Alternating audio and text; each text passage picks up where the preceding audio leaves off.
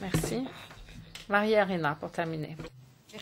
Merci, Monsieur le Ministre, merci Nicolas pour cet engagement, et je pense que les présidences ne dépendent pas de la taille des pays, mais de la volonté politique d'en faire quelque chose. Et je pense que vous en avez fait déjà un certain nombre de preuves.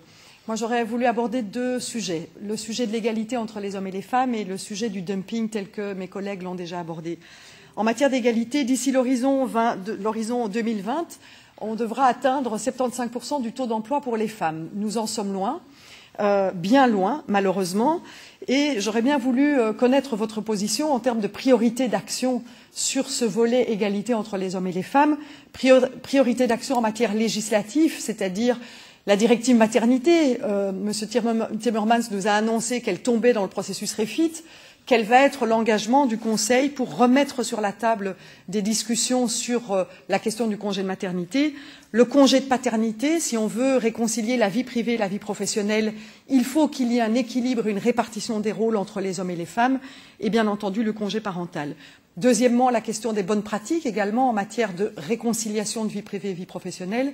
Et enfin, un volet économique, un volet financier qui pourrait venir soutenir tout cela, par le biais, par exemple, des capacités d'investissement dans des investissements sociaux, mais également de pouvoir améliorer l'accueil de la petite enfance. Donc j'aurais voulu avoir votre point de vue là-dessus.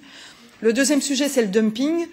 Alors c'est vrai que vous avez dit qu'il fallait mieux faire fonctionner la directive détachement. Moi, j'aurais peut-être un peu plus d'ambition, c'est-à-dire que cette directive détachement, qui était un droit des travailleurs, est devenue une des directives qui vient attaquer le droit des travailleurs.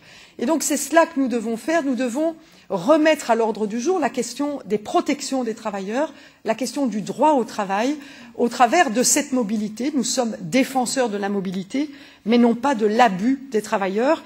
Et donc je pense qu'il y a des mécanismes que nous devons absolument attaquer, des mécanismes de société écran qui utilisent la directive du détachement, des mécanismes qui sont utilisés par les sociétés de placement privées qui abusent de la question du détachement, les mécanismes de sécurité sociale également, et donc j'aimerais avoir votre point de vue là-dessus.